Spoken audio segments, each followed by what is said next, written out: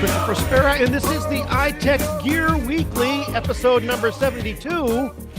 I've got your show title right here. Recorded live Sunday, December 17th, 2023, live from iTechGear Central. As I said, I'm Christopher Spera, the editor-in-chief over at iTechGear.org, and joining us today, some of the usual suspects, but we're missing Dr. Mr. Larry McJunkin, but we've also got a very special guest host, so we've got that coming to us. But first and foremost, let's start with a couple of introductions. Joining us today from the wilds of the Ohio Valley, brother Joel McLaughlin, former contributing writer over at Gear Diary, currently the host of the Linux Link Tech Show and living in the Retro Arcade podcast. Brother Joel, how is it in Hotel Land? Is great. I am actually in East Knoxville, Tennessee. My dad. True. I forget. Yes. I'm at the Best Western Plus, Woohoo! which has streaming Wi-Fi. Awesome. So you upgraded to not the Best streaming Western Wi-Fi. Minus? Well, How does that work? Right. Yeah, it works great for watching videos. Uploads are not so much, but it seems to be working fine tonight. Awesome. For this show. Awesome. And those dulcet tones in the background, of course. Mr. Chris Gavula, former contributing editor over at Gear Diary and Pocket Now, and also, of course, editor over at iTechGear.org. How are you, sir? I am doing great. Trying to stay warm in this crappy, damp, chilly weather that we're all having. But yes, other than that, doing pretty well. Awesome. As I said, Dr. Mr. Larry McJunkin is away in the wilds of Minnesota, visiting with family. So taking his place tonight, good old friend, way back in the day from, it's been almost, 10 years now, at least.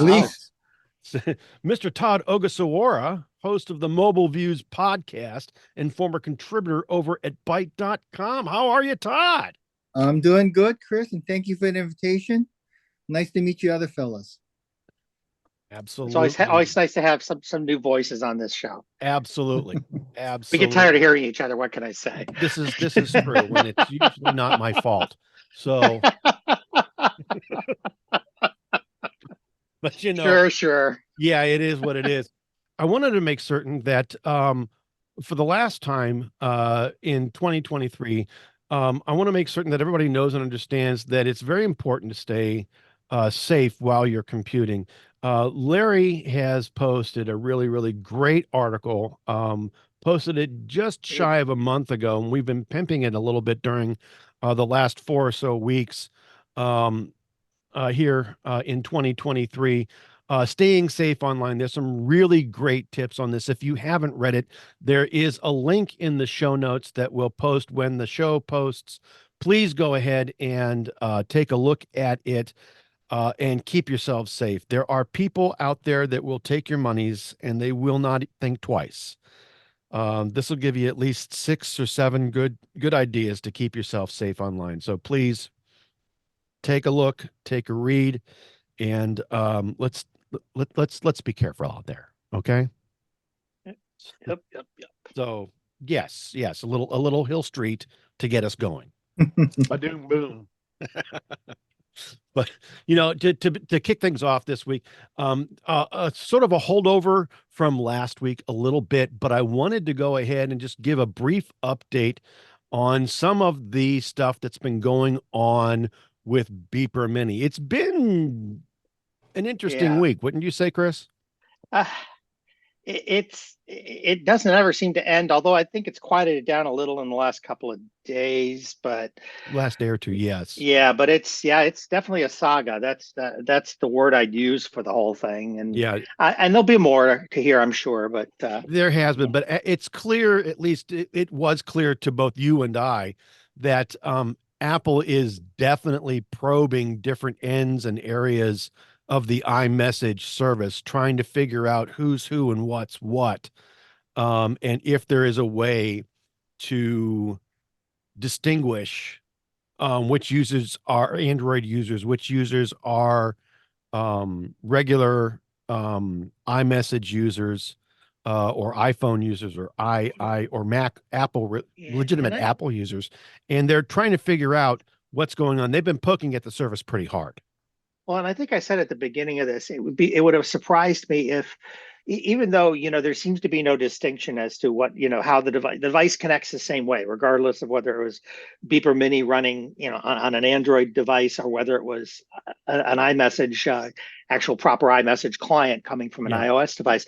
But the thing is, you have to know that when they make these kind of connections and they pull if I was Apple, it would be really, really foolish if they weren't pulling metadata about the device making the connection. And it seems now like they must have been, because they've managed to basically block the Beeper Mini service for the moment, anyway. Mostly. Oh, really? But really? Well, is it down, no, hang on, again? No. Let me be clear. They blocked it when you're just using the number only. It's still being allowed through the Apple ID, as far as I know. Okay. But the thing is, when you look at all of this, again, from their perspective, why should they provide this to devices that didn't really buy into the service? Sure. Why should they do that? And Sure. And so we can get angry that they're blocking something that we all want, but here they are. So I think theirs. It's their it's service. theirs. It's a private service. You pay for it when you buy a device, essentially, from Apple. Mhm. And that's, there is no advertising. So what's the funding model, that they're going to use otherwise? So Right. I still think I would love to see them, sell access to non-Apple devices as a subscription or something for people that really want it. Again, it's only here in the US we care about this. Outside the US, nobody uses this stuff, or SMS or MMS or any of those the other traditional type services either. So they're all on, WhatsApp or Telegram or something like that. So Sure. we're the only ones that care. So sell it as a subscription, make some money on it. But that hasn't changed. Yep. It hasn't changed in the last couple days. And even in kind of related news, I just noticed that Facebook has added end-to-end encryption to Facebook Messenger. So basically your data is encrypted at least until they steal it. Great. Correct. Well, yeah, but but that's Facebook for you. But so it's meta for you. That's how they do things. It seems like that to me, that's actually a good way to deliver to the newbies why end-to-end encryption for your messages are important, because now you're using it and you're seeing that, and you can at least Google, what's end-to-end encryption, because it literally was a pop-up when I was starting a message with my brother today. So so we'll see what happens in that. A lot of the other countries in the world are using not bothering with iMessage. They're using apps like WhatsApp and Signal and other apps like that, which all have encryption, by the way. Correct. Right. So we'll see how it all ends up, but it's not, So Apple's gonna Apple, and they're gonna do what they want to do. Yeah. So now, like I said, it looks like as long as you come in with an Apple ID, you're okay. If you're trying to come in with just a number, you're not okay. That no longer works. Don't know if they'll fix it. I know Beeper said they're trying to fix it. Don't know if they will. And I hate using the word fix, because again, you're hacking into a service that you really didn't have the correct setup for. I get it. So Todd, are you an iPhone user or an iOS user? Do you use iMessage? Yes, actually, I have both Android and iOS. So and most of us do too. Yeah. So have you tried using the Beeper Mini service at all? No, I haven't. And kind of harkening back to your original opening statement, I'm not sure I want to give my Apple credentials to somebody that's not Apple.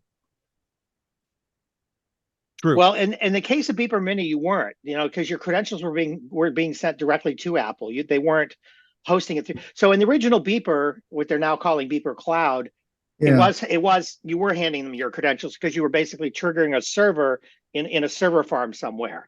Yeah. And in some of the other solutions, you have a Mac sitting on your own site that acts as it. So you're really not handing that to anybody in that case either. But in the case of Beeper Mini, they basically reverse engineered the iMessage. I'm going to say protocol. That's simplifying it quite a bit, but the service, and they basically had the client talking directly to Apple's iMessage servers. So I thought they blocked that one already. well, they being blocked, Apple. and that's what we were just saying. They blocked part of Yeah. it. There were two parts to that. One is that Right. when you use iMessage, you can use iMessage against your phone number and or against your Apple ID. And so basically they blocked the using it against the phone number thing. Mm-mm-mm. They didn't block it using against the Apple ID. So Beeper Mini still works as long as you use an Apple ID. And Chris, correct me if I'm wrong, I don't know, can you, if you're logging in with your Apple ID, and this is the part I'm a little vague on, Sure. can you also still attach your phone number to that Apple ID? So your Android Apple phone number? ID, your iCloud credentials will have at least your Apple ID, which is an email address, and then at least one phone number. But will it only be the phone number that's on an iOS device, or can you also Yes. apply Yeah, the phone number from the Android device? You couldn't do just the phone number. You from the can Android. add any phone number you wish. Okay, awesome. To that account. All right, but the key to it is your Apple ID. All right. Absolutely. All right. So you can then, in I believe the Beeper Mini settings, choose where those messages are coming from. All right. It defaults to the Apple ID, and if you're going to use this service, I would recommend that you use your Apple ID, or ensure that whatever phone number you wish to use is registered with your Apple ID. Right, because I know you cannot do it if it's not. Correct. I know you couldn't do it at all if it wasn't associated with an Apple ID, but what I didn't know is if you could use it at all, if you could use the phone number at all, or if it was only Apple ID when you're coming from the Beeper Mini now. So I forget which way it is. So right, you must log in with your Apple ID. Your Apple ID is not passed to Beeper Mini; it is passed to Apple. All right. Right. And my understanding is that data is encrypted. All right. And Yes. then one of the encryption keys probably the private key comes to you from your Apple ID, and then you can Probably. initiate a secure conversation with somebody else who is either on or off the service, blue bubble or green bubble, right? Right. But they always see it coming from your Apple ID. They don't see right. it They're coming going to from see your it coming from your Apple ID or a phone number that you have registered with that ID. Okay. All right. So as long as you've got that number registered, you should be fine. All right. However, I would recommend that if you're going to use this service, you use your Apple ID just to make certain that you keep everything truly anonymous from anybody else, and you risk it's the least risky thing right now. I will also say though, even with your Apple ID or not, keep in mind, folks, I don't know all the fine details in the fine print, but this may or may not be a violation of Apple terms and we've been saying of use and condition. We've been saying that since this came out. Right. They could stop it at any time. They could even block your Apple ID under some circumstances, depending on what it's determined. So be cautious as you're using things like this. Right. Yeah. And if you want to be patient about it, apparently Apple said that they're going to support RCS next year. Yeah, and so RCS, true. Issue. And that is a piece of the conversation. It doesn't 100% solve all of the use cases that people might have wanted this for, but it does solve some of them. And so it doesn't solve the blue-green bubble problem. Yeah. No, it doesn't solve the blue-green bubble problem. And for example, I'm in a situation like we said, we're all on multiple devices. What RCS doesn't do for me is allow me to get a message to my phone number that's on my Apple ID, against my iPhone, and see it on all of my devices, including my Android devices. Right. That's what it doesn't do for me. The biggest thing that we want to see, at least here, is we want the messages coming to all of our devices, whether they are Apple devices or Android devices. Exactly. So we just want them everywhere. All right. It would be nice. I mean, some other solutions that are out there, like Blue Bubbles or even Beeper Cloud. All right. There's a Windows client, there's an Android client, there's an iOS or there's you've got iMessage for iOS. And there's likely at least a web interface for Linux. You've got some ways of getting them on every device that you might use regardless of the OS. And that's, I think, is what most of us here are looking for. Yeah, I think what RCS might solve for me, and I have to look into how they're gonna implement it. But my problem isn't so much getting my Apple iMessage messages on a non-Apple device. My grumpiness is not being able to reply to a message from a non-Apple device to me from anything except my iPhone. Because right Yeah. now the only device I can, if you send me a text message from a Android device or whatever, I can't respond except for my iPhone. I can't like type on my iPad or my MacBook or Yeah. whatever. That's my Yeah. grumpiness. Right. See, and that's why it's one of the reasons why. I mean, I fully admit that a lot of my interest in this is pure laziness. Yeah, I'm with you. Whatever device I happen to have handy, right? I get a message, I want, or somebody sends me a message, I want to respond with whatever device I've got in my hand. And that's what Exactly. I'm doing too. I'm just grabbing Right. the closest device, and I want to be able to Yeah. answer Right. on it. And I So- think you've hit on something, kind of key to the personality of technologist types. We're basically really lazy. Yeah. We want to do things, we want Well, to do it our way, and we want to do So it are now. engineers. I mean, the whole point of engineering is to make Yeah. things that are, easier, find an easier way to do something, right? Right. I mean, that's the whole point of Agree. it. Exactly. So yeah, we're there. Yeah. Oh yeah, we feel you.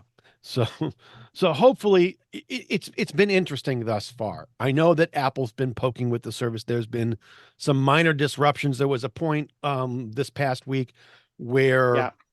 5% of the folks that were using Beeper Mini couldn't use Beeper Mini. They were down, but just 5% of those folks. Then there were times where during the week where Chris and I were yakking back and forth, and things got weird. Some messages didn't show up on any of my Apple devices, but were coming through to my Android device. And I was primarily talking on an Apple device, and I would see points where I couldn't edit the message anymore. Right. I couldn't go back and edit like you normally can. Right. And then there'd be like a long lag, and then eventually it would say delivered. But at first I thought I had a signal issue, but really my signal was strong, so that wasn't what was going on. There was some poking going on of some kind into the system. So yeah. So we'll see what happens with all of this. This is something that we're going to continue to watch and talk about We will. in the coming weeks. So we will go ahead and get back to that. But speaking, so what do we know? Speaking of GM and CarPlay, another one of our favorite topics lately. Yeah. Speaking my of GM goodness. and CarPlay, apparently, it's really. I don't know who else has been following this. Todd, if you and John have been following this on mobile views or not, but Chris, Joel, could you please help us understand what's been going on and why this appears to be all about data and money, not individual driver safety? Let's review what's happened first, right? Okay. So GM made an announcement a while back now that they were no longer going to support CarPlay or Android Auto on their EV devices. They've said nothing about their normal internal combustion engine cars at this point.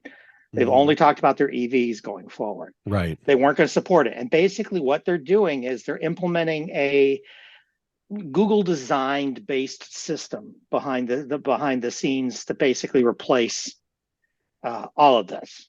And so you will not be able to attach it. That's what they've done. And they've been presented with the notion that, hey, we're not happy about this by customers. We want this. The dealers have said they want this. The customers have said they want, this CarPlay and Android Auto integration. They want to be able to do it. And their response was, well, it's not reliable, so it's not safe. So we think this is going to be a better, safer solution for you, which is a stupid response. Yes. Because basically, what are people going to do? They're going to pick up their phones now. In that situation, Right. they're not going to rely on the car system. Yes, they were worried about people picking up their phones. That's which the is what statement. That's what they statement say. they make. That's a statement. That's not necessarily the truth. The truth is probably somewhere in between. Yeah. You know, they probably stand to make some money somewhere with this decision. Specifically, I think like if you look at some of the new advances that aren't going to hit CarPlay in 2023, like Apple promised, with the extended version of CarPlay on some vehicles.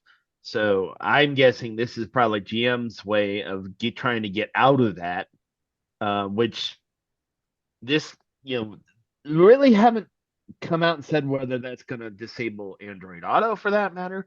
Well, But they have said that. They've said both. They have? Both topics. Okay. Yes, Yeah, yes, because this- it's a yes. Google-based Missed that. system. So their feeling was it's a Google-based system. They don't need to even talk about Android Auto, right? Right. But it's not Android Auto. Yeah, You know and what I they mean? stand to make money. Like, for example, I pay for OnStar, which includes some So- of the mapping features, namely the Maps Plus app, which that was actually newly added recently for my vehicle anyway. But the thing is they're trying to get some extra money out of the services and that Yeah. with this new system, So- and Yeah. I actually thought about this strongly enough that I wrote GM CEO Mary Barra, or I think that's how you're saying her name. I believe so. Yes. I explained to her, hey, I've owned at least 10 different GM vehicles. And I'm a second generation GM owner. My dad owned it. A lot of GM cars. He owns 2 right now. He has a Saturn Sky and a Chevy Silverado pickup truck. And I've had cars from the 1980 Oldsmobile Cutlass all the way through two Saturns, 2 Cruises, 2 Traverses, and a couple other GM vehicles. And I said, I love my GM vehicles. I love them. Everyone I've ever had, I've been very satisfied with. And that if this continues, I'm going to have to start looking elsewhere because I'm not. And That they haven't come to the realization that no matter what they design, Apple and Google, their design on their applications is far superior. If they're worried about reliability, they need to step out of the way and have somebody else do the work so that it works reliably. To be And- very, very honest, I don't know that I would include Google in the concerned category. All right, because they're the one that's coming up with this alternative yeah. infotainment system. But if okay. if you're trying to integrate your local playlists or whatever on your Android phone, and you want to play them on your car, you're not going to be able to do it because you won't be able to connect it that way. Right. Theoretically, we don't know what this means yet. There's a lot of gotchas in here, and there may be other kind of hooks they're talking about. But I should point out that consumers have already there's plenty of articles in mainstream press and in the automotive press that have said consumers are not happy about this. The dealers are not happy about this. The dealers don't want them to do this. And you've got to wonder. So now we're looking right now at there's a lot of articles going on about how EV sales are kind of leveling off and not doing what they want them to do. So the question is, does it even matter? Because this does not affect GM's internal combustion engine cars not at this point. Right. Not at this point. It is, however, I think going to go ahead. Well, again, it's they sell subscriptions through OnStar today for various data related kind of services in the car, and I think the goal is to basically do kind of what BMW tried to do, what some others have tried to do, in terms of trying to monetize the services that are being delivered to the car. So if they control the whole interface, you've got no other way to get there. Oh, well, you want Google Maps today? Well, that's going to be $5 a month. Oh, well, you want to have your text messages pop up on the screen? That's going to be another $5 a month. Right. That's the fear. They're going to here. a la carte you to death. Correct. And there's a very real chance that could happen. And I get that. And so they see them not being able to do that if you have these other interfaces coming in. I can see why they feel that way, but that doesn't make it right, and it doesn't make it what the consumers want. And at the end of the day, everybody's going to vote with their pocketbooks. And Joel has it right. These people have been a lot more vocal about this then and you see this a lot. I mean, I'm up in the Detroit area. I see this in the news pretty frequently up here. People Right. are not happy about this. No, and I You're don't hearing, blame them and either. you're hearing about it is what I'm Right. getting at. It's Right. not There were a staying in the lot of, background. It's not you know, just tech press. right. Going back a few years before this became what I would consider to be ubiquitous among at least the larger automakers here in the United States. I know that there were a lot of or at least one or two companies that were complaining about loss of sales, and they traced it back to infotainment systems, right? People want something that is consistent from car to car. Absolutely true. All right. And by the way, guys, don't take away my AM radio either. Thank you. But they want something from that's the same from car to car, regardless of the mobile device that you are carrying, right? So if you've got an Android device, you see Android Auto in every vehicle that you drive. All right. Exactly. You're used to that particular thing. It helps reduce distractions. You have an iPhone or an iDevice, then you're going to see CarPlay. And again, it helps reduce And let your me add distractions another because layer to you've got that. it all configured the same in every car. And not only has that happened for those of us who use both Android and iOS Apple devices, those interfaces have gotten closer and closer in appearance. Yes, they have. So when I flip one on, it takes me a minute to go, oh, my Android phone connected. Okay, because Right. because the screen structure is very similar these days, and it's Right. all about people wanting that kind of consistency in the interface. Right. So hopefully, Hopefully. we will see some level of. I think GM's going to move forward with this. I think that they're going to go ahead and give this a shot. I think it's going to do very badly for them. All right. Before, like I said, before it became ubiquitous, where it was everywhere else, other car manufacturers that had their own proprietary infotainment system started seeing a drop in sales. Toyota was one of the last few that came to CarPlay natively. And I know for a fact, because at the time my father was still around and was still able to verify some things for me.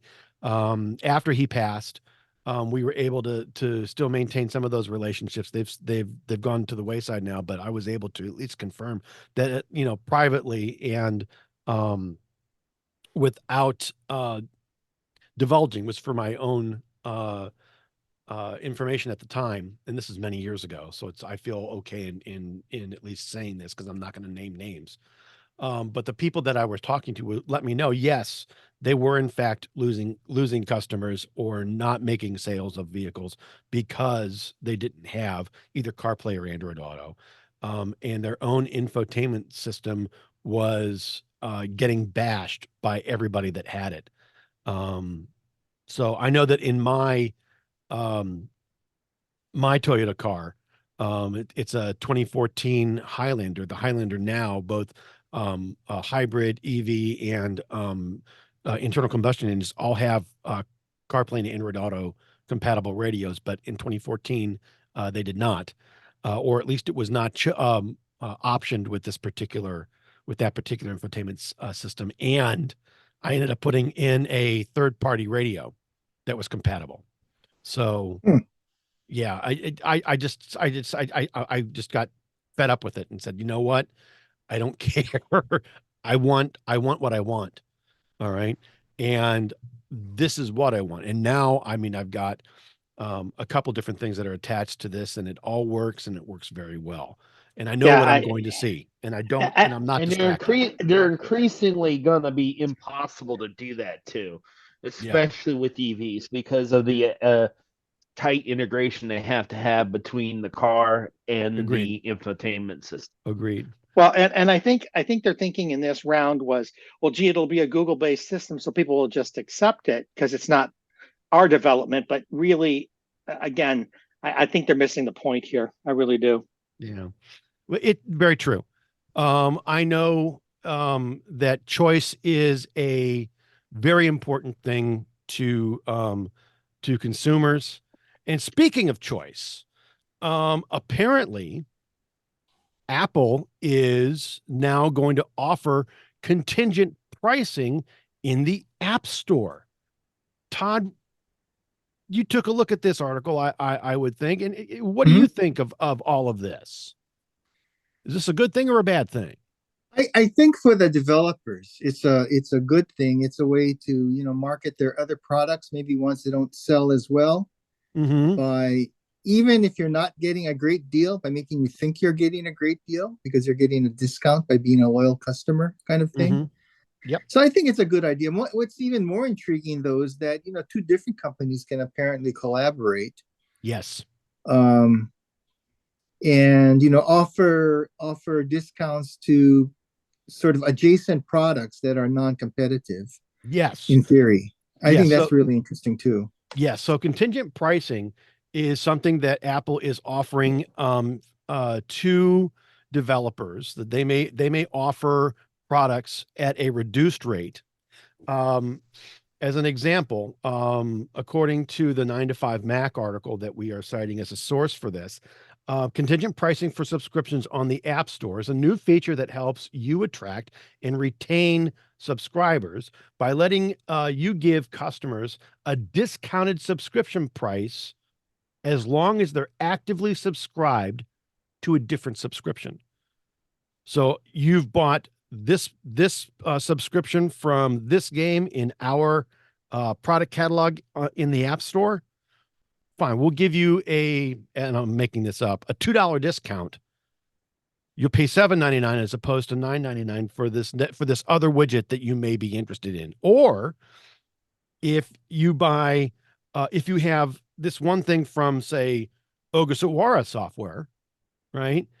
In the App Store, you can get something from Spera software for that same discounted rate because you have something from Ogasawara software. It spurs additional purchases within the App Store, and then also allows for the collaboration that you talked about, as well as getting folks to loosen the purse strings just a little bit because there's going to be discounted prices in general.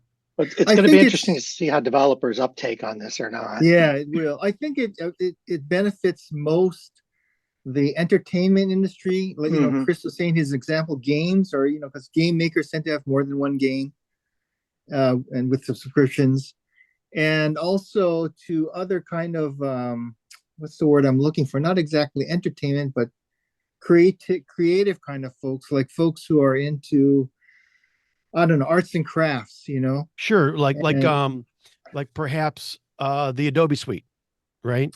You have one subscription to a set of applications, maybe the photography thing, and you buy perhaps the PDF subscription. Maybe you get the PDF subscription at a discounted rate. Yeah, right? It's going to be interesting, and also, and again, Adobe is a great example because they're all about subscriptions, right? Like absolutely, many companies are. I wonder though if there's going to be some complaints. Like, for example, I'm testing an Adobe podcast studio service right now. Ooh. And it's been going on for months. It's not a big secret or anything. Okay. But one of the things it doesn't have is video. And so if you're going to record a podcast, even if you don't record video, sometimes it's good to have it on just to have sort of body language and getting visual cues and when to speak and when not to speak.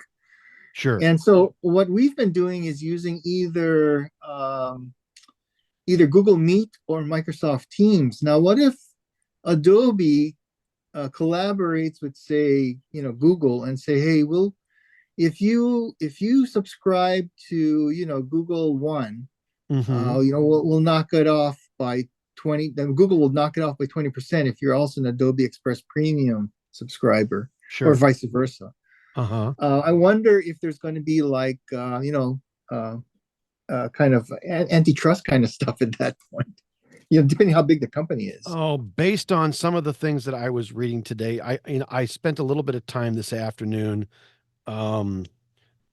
really reviewing an article on a summary article on the whole Epic Apple sort of fight, and based on what I read there, I would not be surprised if somebody said, "Hey, this isn't fair. We're not getting our fair cut.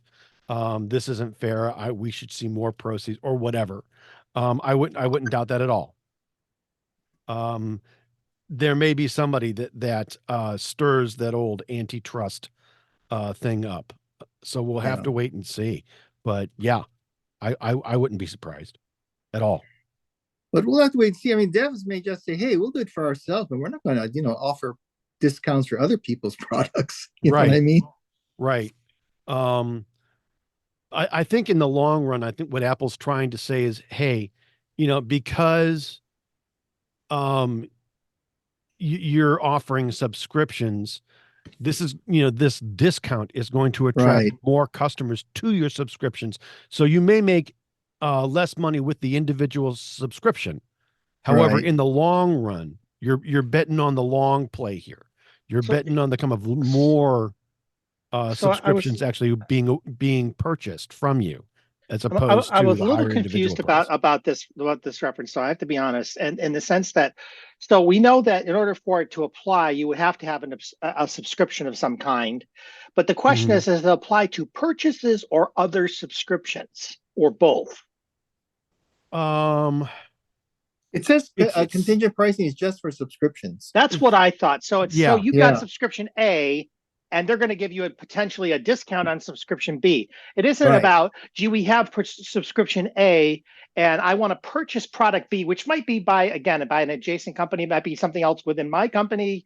But I'm not going to, that discount, you can't do that just because you have a subscription. It's only going to be one subscription for another subscription, is what it sounds like. Right. correct. At Okay, least in that's a this little more particular limited in program. scope. Yeah, it's Yeah. a little more limited in scope. And so I think, Todd, I think the thing you're talking about, it might be less likely to happen, because we're not talking about, we're talking about only about the subscription services. Oh, So but I don't, yeah. well, you're right. There are still Adobe quite a Express few out there. Premium is a subscription, as is Yeah. Microsoft Office, or Google One is a subscription. So, True they're all enough, true subscription enough. services. Yeah. It'll be interesting to see, though. Yeah. But then again, I'm not an attorney and I'm just speculating. Well, that's all True. we can do, right? None of us are attorneys, so. No, and we didn't stay in a Holiday Inn Express or play one on TV either. So there you go. At the very least. At the very, very least, so again, I'll wait and see, but I think, there's some opportunity here for developers that offer subscription content, whether it be a game in entertainment or whether it be some kind of an app like a music app. You subscribe so much per month to get you'll get, there's going to be discounts plenty that are floating around. And they're going, I think that some developers may actually see an uptick in subscriptions because of the discounts. Could be. So we'll wait Could and be. see. We'll wait and Yeah. see. Yeah. All right. But I want to go ahead and move us to our mobile Linux segment. And there's been some exciting stuff happening in the world of Android devices. Chris, you've been playing with the OnePlus Open recently, and you've developed an article, or at least some additional thoughts, Sure. that is going to be hitting the site in a few days, or sometimes in the coming week. Can you tell us? Can you give us a preview of those coming attractions? Well, sure. Keep in mind, again, as you know, I've generally had, there's three big, well, now there's three, the big players in the North American market where we are. Samsung this is in terms of foldables, and Samsung had their Fold and their Flip, but I'm going to focus on the Fold for the purpose of this conversation. They had then Google came out with their Pixel Fold product. Yep. And now in the North American market, OnePlus has released the Open. OnePlus. Who's OnePlus, Chris? And OnePlus is a Chinese company. It's actually a I'm going to call it a subsidiary. That's probably the wrong term for it, but it's closely tied to Oppo or Oppo, depending on how you pronounce it. I don't know which is correct, but and this is actually the OnePlus Open is actually pretty much a North American market version of the Oppo Find N3.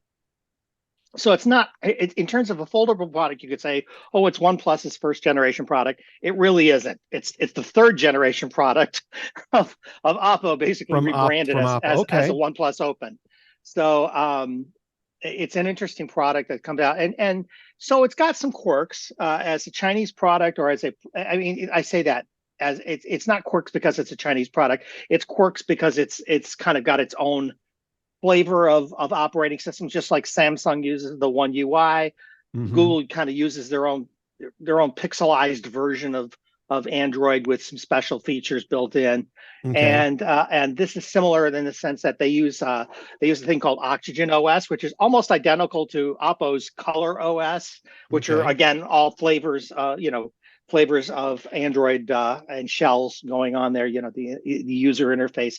You and I have talked about this before. It's a great device, and some of the things. So I talked about this in my initial observations a few weeks ago, and now I've been running it a few weeks and run into some other interesting things, good and bad, that I thought were worth pointing out. And this article kind of follows through on some of those things, and I do some comparisons, and that's the reason I mentioned I have these other products, is because sometimes you'll see me comparing them and talking about, gee, Samsung did it this way, but OnePlus is doing it this other way. You'll see those kinds of things in the writings that you're getting from me. So just wanted to kind of point that out. Having said that, the big things the thing is, this device for me fills kind of a sweet spot in terms of its size and shape. It's bigger than the Pixel. In terms of its height, it's not short and squat, and yet it's lighter physically than any of any of the other ones, and it's not as narrow as the Samsung. So you can actually use the outside screen without having tiny hands. So having said that, to me, it's kind of a sweet spot in the middle of the two size shape kind of things, and yet it's physically lighter than the other two devices. So there's a lot to be said for that in terms of fatigue and holding these things, because foldables are heavy. Let's be honest. Sure. I mean, you're effectively holding two candy bar based phones. Pretty much, one on top of the other. They tend to be a little thinner than most candy bar phones because of the nature of the folding and all that. But it's still, it's absolutely true. So it's interesting when you see a light device. I mean, this thing has got the same weight as the Apple iPhone 14 Pro Max, not the 15, but the 14, which was just prior to that, their titanium shift. It's got the same weight. It's actually a little lighter by a couple of grams. So that gives you an idea that for a foldable, that's pretty freaking light. So I like the device on the whole. I think they've done a very good job with it so far. It's a little quirky. The menus are a little quirky. Sometimes like screen display settings are spread across 3 or 4 different menus, and I don't know why they're not clustered together. Or at least there aren't shortcuts. There aren't shortcuts, but there's the point. You were looking for X. X is just a little. You need to tap here. It's a little odd sometimes when you're looking for something, because it's not always where you think it's going to be. Right. But once you start to sort of figure out the internal logic of the thing, it's not too bad. But it has a gorgeous display. These are kind of the pluses. Even after a few weeks, I'm incredibly pleased with the display and I mean, the outside display, inside display. It will work with the Oppo Pen, again, not the Apple Pencil. The Apple Pen 4 Find N3. You've got to find, if you can get a hold of one. It's hard to find in this market. And the thing is, unlike the Samsung, it actually also works on the outer screen. So, whereas the Samsung only works on the inner screen. Does the OnePlus Open support USI 2.0? Is that what I heard? Or did I hear something else? I'm sorry, support USI 2.0 stylus on its screen? No, as far as I know, you have to use the Oppo Pen. Oh, okay. For the Find N3. Okay. That's the only one I know of that works consistently. Chris tried. That's a good question, because Chris, I believe you tried. Yeah. Did you try the Box Wave? Yeah, I tried the Box Wave stylus, and it does work. All right. But even after a full all right, so you don't need to pair this you don't need to pair the stylus with your device. And it does work on both screens, the outside as well as the inside, like you said, as opposed to the Fold, which only works on the inside. with their S Pen. But it is a capacitive stylus, and A, doesn't require pairing, and B, um, it's not very accurate. All right. Yeah. Now I don't know if their stylus is going to have any better results. The online reviews I've seen said yes, that it works Okay. very well. All right. Finding one and getting your hands on one without spending, $600, all right, American, is a bit challenging right now. Maybe Yeah. after the holiday. So let's But see yeah, what. Yeah. and let me point out that this thing kind of surged in sales in both North America and in India, and I think they were not quite ready for that. So, but if you read the article, there'll be some conversations I talk about trying their flavor of desktop mode, which is not implemented as it should be at this point, but I talk about that a little bit, and it had some side effects on my device. I talk about,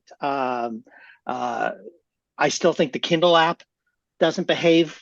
It doesn't behave on all foldables like it should, but it's notable on this, and I talk about that a little bit and what you want to watch for. It just looks like it just fills a whole screen instead of doing one page on each screen, which would Unless be you ideal. rotate it, because when you rotate it, it thinks it's in landscape mode and it'll do the dual columns, which is exactly the same problem that you run into with the Samsungs. You have to rotate it to get that mode. And so my question was, this thing has almost a square aspect ratio. Why is that necessary? Can't you just can't you act like either mode is landscape or either mode is portrait? And let me decide on an app by app basis which one, how you're interpreting it. That's the kind of thing that I talk a little bit more about. I talk a little bit about the cameras. The cameras are gorgeous. I've taken a bunch of pictures all over the place. Cameras are gorgeous, but the camera app, it requires a little learning curve. And it's not as, if you're using it just in automatic mode, you're not going to get consistent results sometimes. So you sometimes have to go into it a little more. So you need a little more development in that area. The hardware is there. It's just the app. Google wins on the app, no question. But the hardware they chose to put on their Pixel Fold for cameras is a little less than it should have been. They should have done a little better with that, but they didn't. So there's always these trade-offs, and so I show some sample pictures that I took, mostly nighttime photos at an event I was at. There are little things in this thing that are really interesting. They put an IR blaster in this thing. You haven't seen IR blasters in phones in a while. And so as long as you get an IR, app, you can control your television and your Apple TV and whatever you want. It's kind of interesting. Little things like that. It's like, really? They threw that in? So there's lots of little clever things this thing has that you aren't always seeing on other devices anymore. So it's kind of unusual. There are goofy things like, a lot of phones now, you're starting to see things like tap on the back and you can trigger something like your camera opening or the flashlight coming on. This lets you, while the screen is off, type symbols on the screen to activate different things. So if you type the V, it turns on the flashlight. If you draw an O, it launches the camera from the shut off, from the off state.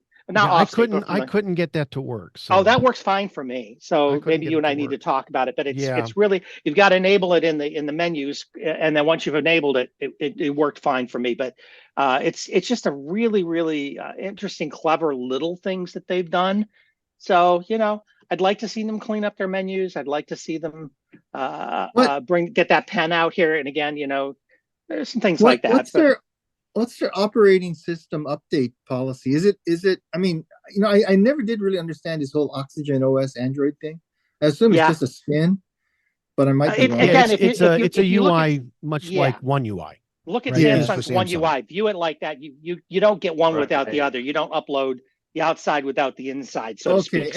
And is it running Android 13 or 14 right now? It's Android 13. It's on right now, and there is 14 out for other Oppo devices, and other OnePlus devices. Theoretically, this is on the chain to get Android 14. The reason I say that is because one of the announcements that was talked about is if you happen to use Microsoft's phone app, if you use their phone app, you may know that Samsung integration and Microsoft Duo lets you do things like babysit the actual applications on your phone and show them on your computer screen, but you don't get that for other phone models. The OnePluses will under Android 14. So that's one of the things I'm kind of looking forward to coming. So there's reasons, they've been saying, yeah, we're gonna get there. Yeah, but I don't know what time frame. Right. I'm also hoping that they'll do some general cleanup and refactoring Exactly. Of the operating system to make it a little bit more intuitive and just a little bit more tighter, if you will. So hopefully. And we mentioned it last week, but I should mention again, it has one of the nicest multitasking setups that I've seen on a phone yet. It does. And this screen, I think, Chris, you were kind of surprised because you got one shortly after I did, and I had told you that you're going to be surprised at how much the crease disappears in the fold. Crease? And you open and you said to me, "What crease? This thing has a crease? The crease is gone. Yeah, where's the crease? And it's no there. Crease. And if you feel it, you can feel it a little bit, but it's the best implementation of kind of hiding the crease that I've seen on a device yet. So it really does a great job of it. Thing. This is an amazing device. I mean, if you're looking for a smartphone that can also be a mini tablet, that can do some multitasking, that can do some screen sharing, i.e., apps, multitasking between apps, and give you some different views of some things and allow some productivity to take place. And this is a really decent choice. And I was really surprised. I mean, I've got the Fold 5 and I've been looking at, I did an unboxing and unfortunately none of the audio got recorded, which I didn't know until afterwards, and I've got to redo it. But looking at and showing the difference between the Fold 5 and its larger screen and the dip and the crease that you can see, and it's greatly reduced from even the 3 and the 4, all right, versus this first shot out of the box from third shot technically, but first shot in the US, but yes, I agree. All right, this is an amazing thing. It's there, all right, and because like I said before, it's a folding screen. You're not going to get away. There's going to be a crease. All right. But it is so minuscule.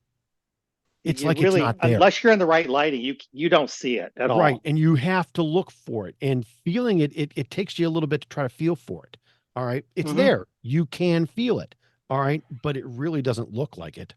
And it really, when you're writing across this thing, you wouldn't know it. You wouldn't know it. It makes the difference. It makes a lot of difference in using the thing. So you truly do feel like you have a tablet, a proper tablet. Absolutely. Not a tablet wannabe. Absolutely an amazing experience. Yeah. I have an iPad mini as well, and I now use this over the iPad mini. So, it's almost the same screen size, almost. It's funny you mentioned that, because what I'm waiting for is a foldable iPad mini that folds into a full-size iPad. And Chris and I have talked about this before. I mean, my primary first device is an iPhone, and my first tablet device, my primary device, is an iPad Pro 12.9, M1 based one. And I would love to see folding versions of either of those, the phone or I would love to see Apple be in the foldable market. I understand why they're not. I get how cautious they are, but if they had a foldable device, I'd be all over that thing, all over it. Oh yeah. No question. Right. I actually think that if they were to come out with a folding iPhone, right, an iPhone version of either the Samsung Fold or the OnePlus Open, it would eat into iPad mini sales. But they'd be selling it for a lot more money. How large are those sales? I mean, is it really going to make that big of a dent? Number one. Number two, is it going to matter even if it does? The other thing to remember, though, is Apple, unlike, say, Microsoft, Apple is not afraid to cannibalize its products. They are not. They are not. That's absolutely true. So, and let's face it, if they cannibalized it with this thing, it's a thing that it would make more per device than they would on the iPad mini. They're upscaling their cannibalization. I mean, how does that work? Agreed. I think it'd be a good thing. But again, durability is a big thing with these. You guys got to take Yeah. durability with a grain of salt with these things. I mean, some of us have had no trouble whatsoever, but you see regularly people that have had some things going wrong. So Absolutely. it will. You gotta, again, take it all with a grain of salt. You really have to be careful with these things. Right. And So I am amazed by this device. yeah, me too. It is, and honestly, I mean, I am also an iPhone first. My primary number is on my iPhone, 15 Pro Max. And I've got this, and I'm telling you, It's a very compelling product, it is isn't a it? very compelling product. And I am amazed by how well that this thing does the job that it does. All right. Yeah, even with its quirks, even with its little quirkinesses, Yes. it does a Yes. really good job of it. Because all Yes. of these things, all these foldables have quirks, and they all do. It's just about a matter of which set you want to deal with.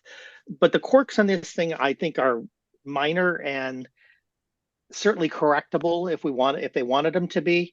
And the pluses of it so far for me have more than made up for those. Agreed. And the camera is absolutely amazing. This is a Hasselblad camera. Chris, It is. what's been your um take on the camera use? Well, as you heard me talking about this a little bit, a few minutes ago here, in the sense that the hardware is really unbeatable. It's Hmm. astounding, but the camera software, if you're trying to use it in auto settings, you're going to find yourself with some inconsistent results. Okay. You need to learn a little bit about how to put it in different modes and really kind of line up your shots a little bit. And also, the other thing I will point out about the camera that was a little disappointing to me is that when you're doing nighttime photos, there's always a slight lag. We wait while it exposes the picture long enough to get it out there. There's always a little bit of a delay. Hmm. This one has one of the longer delays out there. You really have to try to hold steady for longer. And and if anything moves in the shot, of course, it's going to get blurred. Um, and so I wish it would be a little bit faster about it. The Okay. iPhones are faster, the Samsungs are faster, the Google Pixels are faster. That's software. It's all about software, right? The image size, obviously the sensor size and all that is perfectly fine. There's no reason it couldn't be faster than it is. It's all software, and they need to kind of address those things, and I think they will. I'm hoping they will anyway, but because the hardware's there, like I said, it's all software. And again, if you take the time to learn the software, and there's things out there to do that, to help you do that, you'll do better. I would still call myself very much a novice in that area, but I Hmm. have learned to tweak it a little bit here and there. They have some modes that are really, really kind of interesting, that you might want to try out. And it makes it's an interesting experience. And I've gotten you'll see some examples of pictures in my, again, compared to the iPhone, you'll see pictures, uh, just really, take with a grain of salt. No scientific kind of study here. I just whipped out camera A and then whipped out camera B and tried to take the same picture.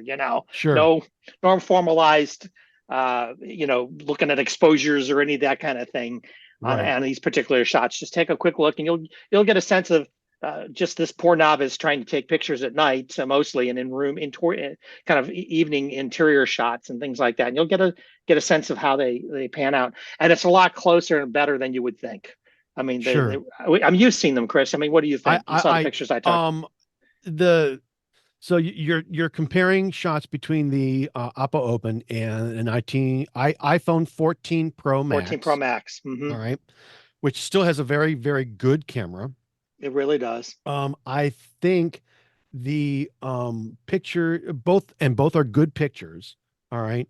I believe that the contrast and the depth of field on your OnePlus Open shots, all of them, are much deeper, and I believe I have a truer And color I was going to based. say these are all without any kind of color correction. I've done, Right. I mean, nothing other than what the phone Just a itself raw does. shot, just a raw So- shot between the two. So whatever lighting you've got, whatever scenic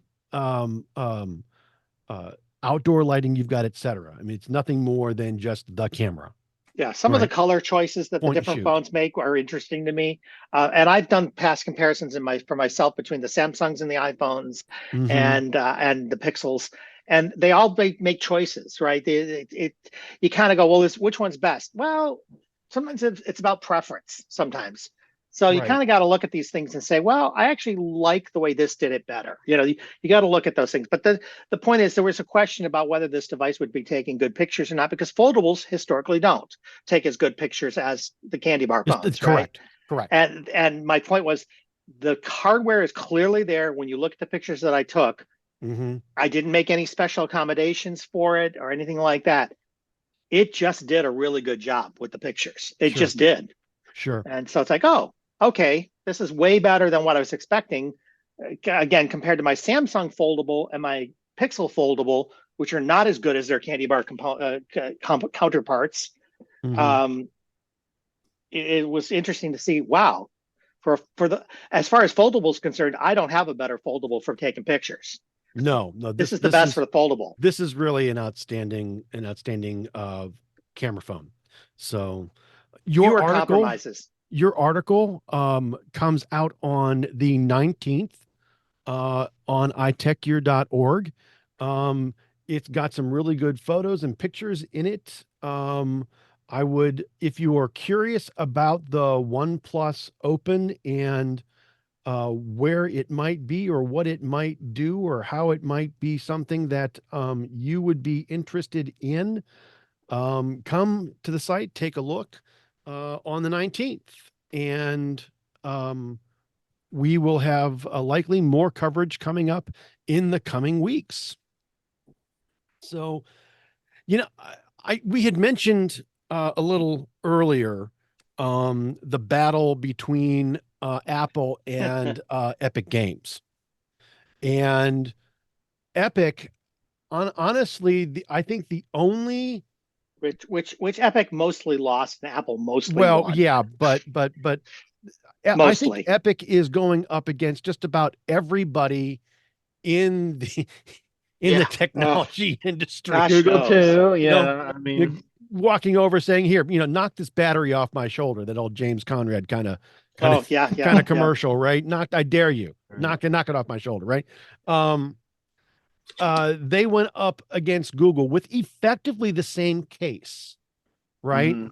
Now, Joel and Todd, you guys have been following this. You guys have taken a look at this. Can you please tell us what was going on between Epic and Google and what happened with this particular case?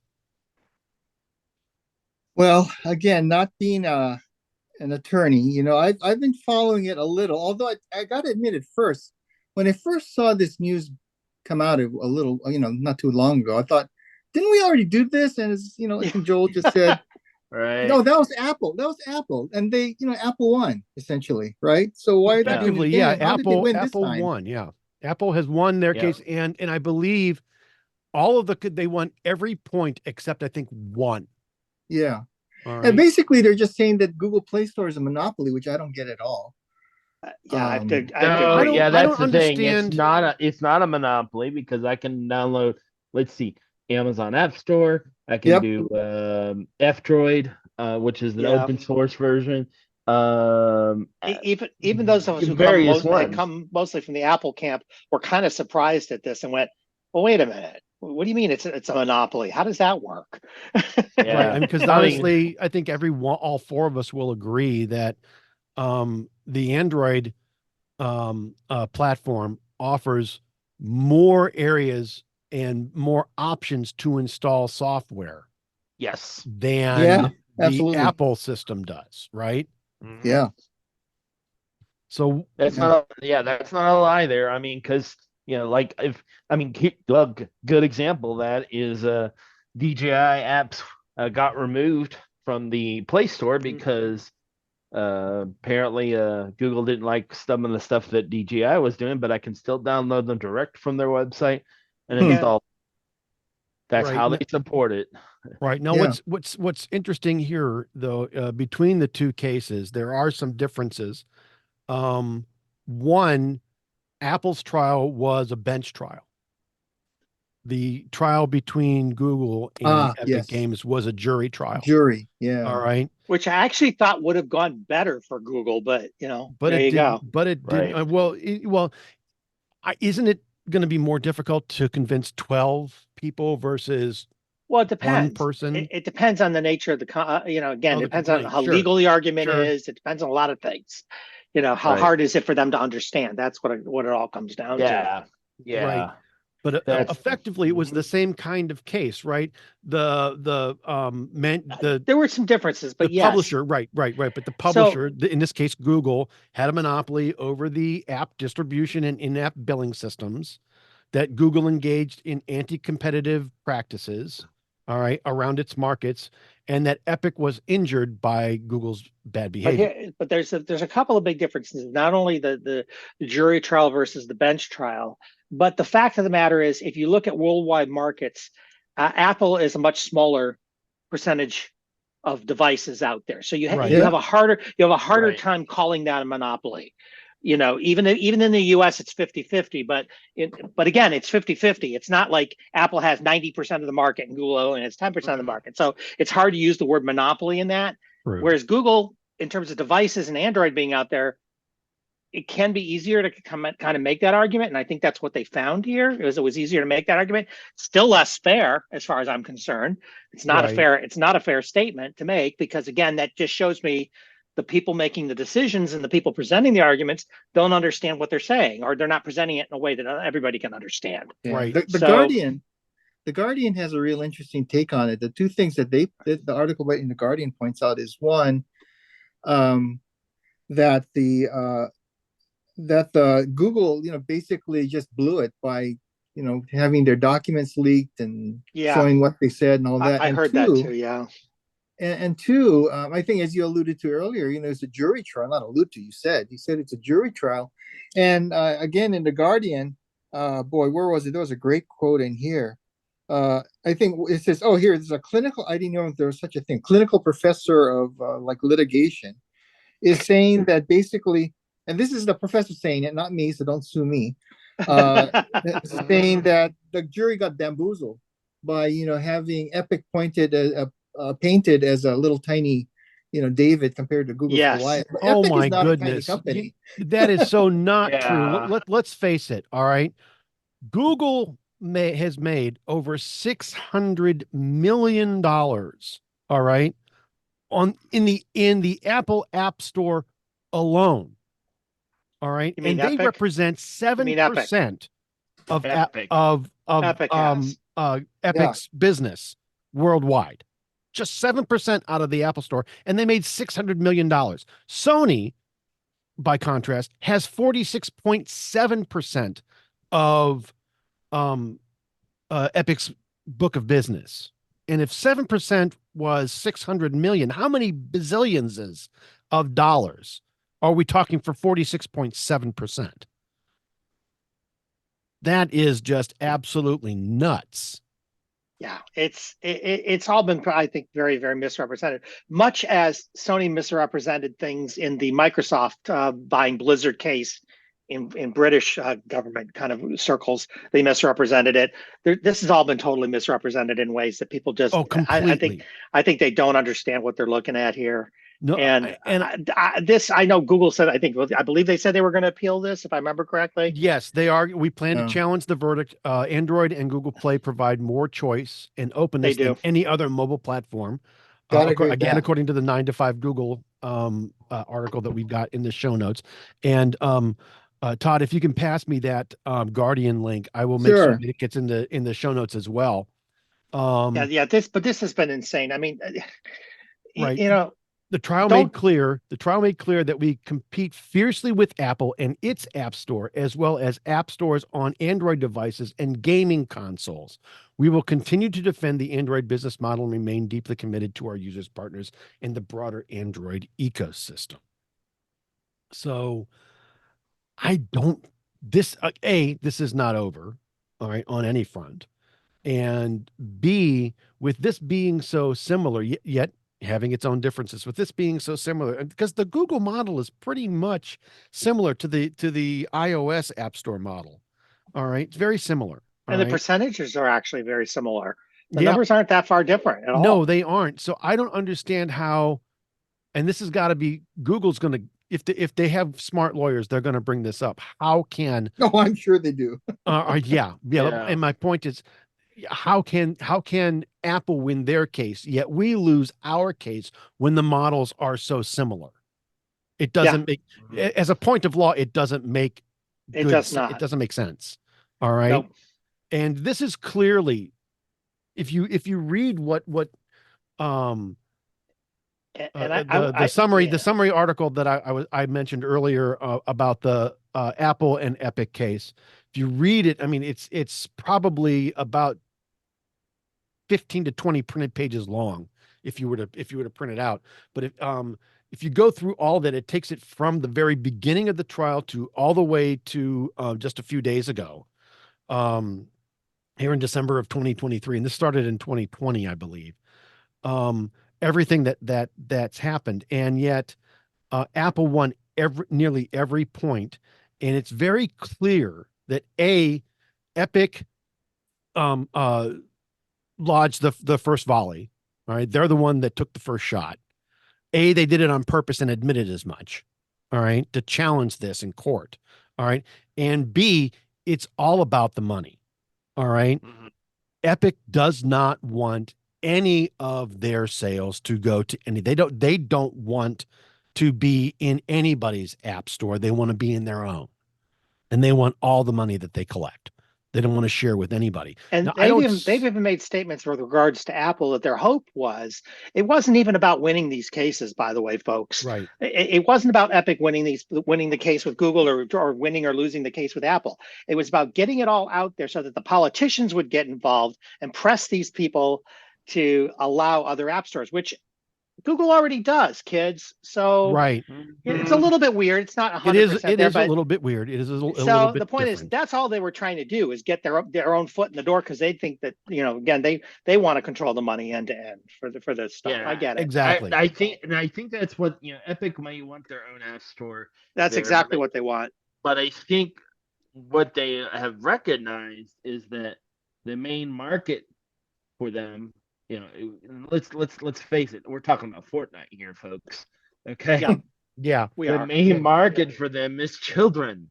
Because I mean, I don't know who. I mean, I guess there's some adults who play Fortnite. I don't. And I probably never will. I tried it once. I said nope. Right. But the thing is Epic also wants to make it as easy as possible for the children. So they're gonna want it to be in the Play Store. They're gonna want it to be in the App Store because that's the easiest path to their market. So I mean, it is the and easiest that's path what- to but they mom and want- dad's credit card. Yes. that's right. And they want they want all their money from it. I get that, but that's not the game that Google or Apple plays. Right. But Apple especially. if you read through every step in motion that has come through in the summary of each in the Apple versus Epic trial, you will see it is clearly that the CEO doesn't want to give Apple their share. All right. He just doesn't want to. All right. And will go out of his way, A, to cause trouble, and B, to ensure that they get what they want. Now, from a shareholder perspective, good on you, mate. Honestly, just Right. fab, absolutely fab, because that's what the shareholders would want. But at the same time, I mean, come on. All right. It's Apple's platform. They've given you a way Mhm. and they've laid out terms of service and rules which you agreed to when you A, opened up your developer account, and B, submitted your apps to the App Store. All right. This is a breach of contract case. And it's very clear you lose. All right. And you're not going to win, even if you appeal all the way to the Supreme Court, which they have done, by the way. All right. You're going to lose this as a matter of law because you agreed to the terms and now you are a stonewalling. You've basically blatantly said, we aren't going to do this because we don't want to. But that's why I said the case itself isn't their goal, because they really want to force the laws to change. That's what they're trying to do. They want to force the laws to change, and they have sponsored. They did, in fact, sponsor and I believe this was in a very northern state. It was like either North Dakota or South Dakota, or Montana, where they went ahead and they wrote a bill, passed it to a lobbyist that they've hired, and they tried to get some senator to effectively make it illegal for Apple to have the distribution model that they have for the App Store in that state. Right. Wasn't one of those states the one that also tried to ban TikTok as well, or something like that? So anyway, you know, take it for what it's worth. So this effort leaked somehow. It got out, and the senator who was at least initially going to go ahead and support this particular bill, dropped it like a hot rock and said, nope. You guys went ahead and screwed this up by allowing it to leak. All right. And I'm out.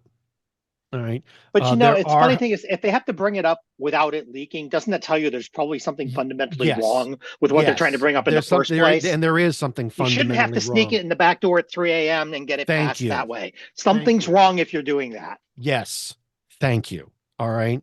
And honestly, this is Apple's platform. All right. They set up the rules. You agreed to them. And now you're saying, no, I don't want to. And I'm not going to, and you can't make me. Well, kind of, yeah. Now that it's been a success, you've said that. Right. But the thing is, as Joel just kind of pointed out a minute ago, this isn't even the platform where they're the biggest success. So why is this such a big deal? Yep. The biggest success is on the Sony PlayStation platforms. Yeah. And where they have their own store, Right. Yeah. And here's the other thing too, this, if this does go to the Supreme Court, and if it goes the way that I'd like it to go, this could also clear the path for things like one of my biggest pet peeves about the Apple system is I can't go in the Kindle app and buy a book.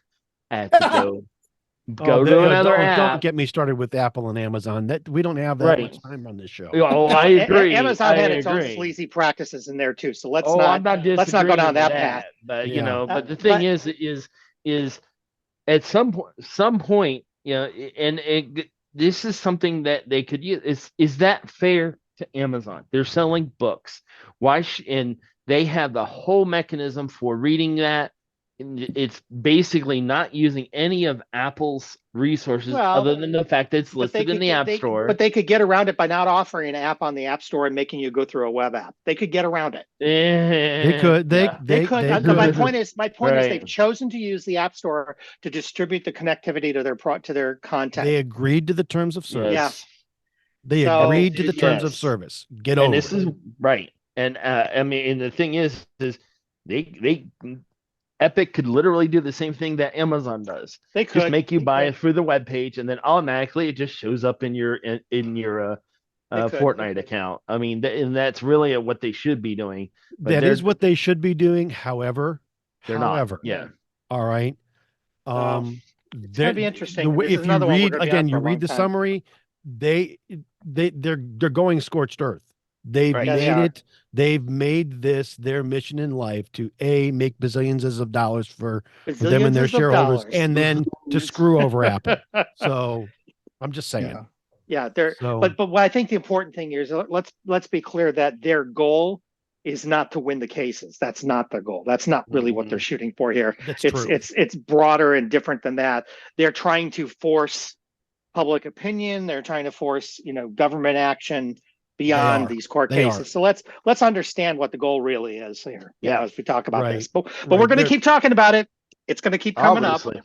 Obviously. Yeah. Obviously. So that is the end of our mobile Linux segment, and we will be right back after this brief message. Hi, this is Christopher Spera with iTechGear.org, and I'm here to tell you that iTechGear.org and the iTechGear Weekly are on Patreon. Patreon is a platform for creators, allowing them to express their creative side in an organized, marketable fashion and earn a living or create a really cool kind of side hustle. You can create a community around your hobby of choice. You can gain followers. You can get members and supporters all along the way. You can create subscription products that, for a pledged amount every month, you'll provide to your members and followers. Setup is easy, prices are reasonable, and you can have your pledges auto deposited into an account of your choice every month. With iTechGear.org, our initial offering is a monthly newsletter for just $3 a month. This is our initial offering, and we'll have other tiers and other products and other offers up in the coming months. Become a patron of our site. Grow with us, and we'll provide you with the tech understanding that you're missing right now. Join us on Patreon at www.patreon.com/iTechGear. That's www.patreon.com/iTechGear. And welcome back to the iTechGear Weekly, episode number 72. I've got your show title right here. I want to go ahead and move us to our Windows segment at this point. And there's a couple of interesting stories that we've got left here. Chris. No. Thank you. Shut up.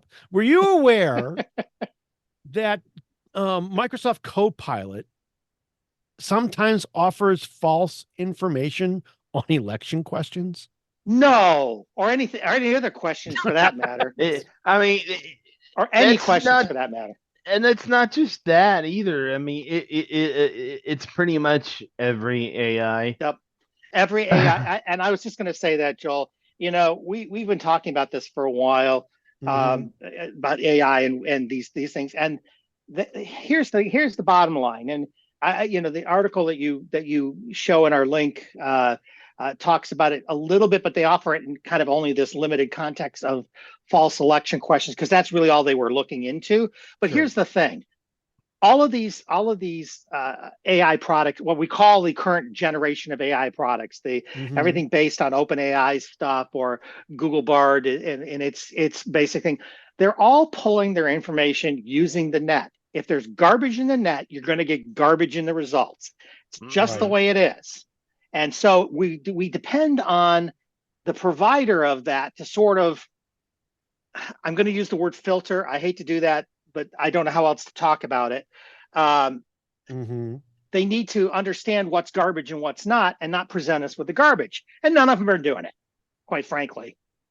And so this is the end result. And I've been saying this for months. Joel's been saying it for months. We've all kind of said, look, you can't, you got to take all this crap with a grain of salt. It's a cute toy right now. It is not a reliable source, and it will generate the biggest lies on the planet if you let it. I mean, it's just not capable. It's going to reiterate whatever it finds out there, right? Good or bad. ChatGPT and other kinds of AI or those pieces of AI that are powered by it or similar to it are not mature enough to provide you with anything of any factual value. I would say at this point, I would say that like you're saying, they're cute little toys. It demonstrates what they're capable of. They're good at certain kinds of things right now, but it's a very limited subset of things that they're good at. The problem is we're trying to use it for a lot of different things, and we're saying, well, it's wrong on that. Well, okay, it is. Maybe. Right? It could Um, be, but you could can't rely be. on it. I guess You is know, where I'm going with it. I remember it was one that I thought was absolutely just perfect. I remember one example where some law student went ahead and was stuck for some level of paper that he was trying to write for a certain class or professor, and used Chat GPT to write the paper, and it was absolutely fabulously annotated and pulled together. He read through this thing and it was absolutely fabulous, except that every legal reference that was made was completely false. It was those cases did not exist. So not only Yeah. did Chat GPT make up the paper, it also crafted and created the legal annotations and citings in case law. They don't exist in Right. real life. And this is Well, a very real danger going forward Boy, did because he get we're expelled. it's a real danger in the sense that I would argue that a lot of people we I mean on one hand you want to say, look, you have the right to be stupid. I mean, you do. But yeah, on the other hand, at some point you have to recognize that people are rushed in their lives. They're busy, they're doing lots of things, and they don't always you assume that a red light means stop. You assume that a green light means go. There's assumptions you make. And one of Right. the assumptions is going to be that, gee, if I put a question into this thing, I'm going to expect the results to be valid. And Right. that's what people are Right. going to do. And it's not Right. because they're stupid, but so at what point do you protect them from themselves here? I mean, what do you do? But you got to recognize guys, this is almost as important as us protecting ourselves, as we said at the outset of the show, from scams over the holiday season. exactly. Don't take Yep. this thing. Don't take anything that these things produce to you at face value. Don't take them, please. Don't. Right. It's almost like we need a course in, I would say, K through 12 that teaches people how to do their own research, because really that's what all this needs. But it's Well, part we of it, used to, isn't we it? used to teach people. We used Yeah. to teach people logic. We used to teach people Yes. things like that. We stopped doing that. Well, We you used to teach people how to use the manual version of Google. Y'all remember what that was, right? The Dewey Decimal System. And the card catalog over at the library, right? Yeah. That was Google before Google was Google. All Mhm. right. So Yeah, it's so true. But I always say, if you're going to do, even if you do regular, what we call true Google searching, right? right, Or we used to call it in the tech business, we call it Google shooting, right? yes, Right. You're looking for tech tips on things, but you still, as an engineer or as a technician or whatever you might be, you still have to go and look at those results and filter those results in your head. This is valid. This is not valid. This is important. This is not important. And sometimes you're right and sometimes you're wrong. But the point is, you apply your expertise to that. Well, what does the average person do that doesn't have that layer to work from? So I'm going to give you political statements, but you're not a political expert. So how are you going to judge the value of that data that I gave you? agreed. And that's the Agreed. problem we run into here. So they're going to assume this thing's been vetted somehow, and it won't have been. And it hasn't been. No, it has hasn't not been. Look, like we said earlier, all right, AI right now, it's a cute toy. All right. is. And it's amazing what it can do, and it is amazing what it will be able to do based on what it kind of can do now. All right. And But this we're is getting not into the something that multimodal, you and it's should going to get be crazier. relying on. Yeah. Not something that you should be relying on. Not something that you should be Well, betting your grade on in your most recent case law class. It's not and something that you should let me add another rely on layer to to tell this. you whether or not candidate A has this stance or candidate B has this stance, or whether or not candidate A is ahead in the election versus candidate B, or And it whatever. depends on when it looked and where it looked, and How it compiled the results, and et right. cetera. So Yes. it's not going to give you Do good not results. lose the ability to think. And Teach yourself to think. This is important. We've seen this over and over in the last few years, not just in AI, but you see this in general, where somebody makes a statement, especially if they make it on the internet, And we just Right. assume, we take it for granted that it's valid until proven not. And you got to Right. stop doing that. You got to stop doing that. Just because somebody can type it up pretty on the internet doesn't make it real. And the AI correct. and the AI is just taking a lot of these things that were put on the internet, and it doesn't know one from the other.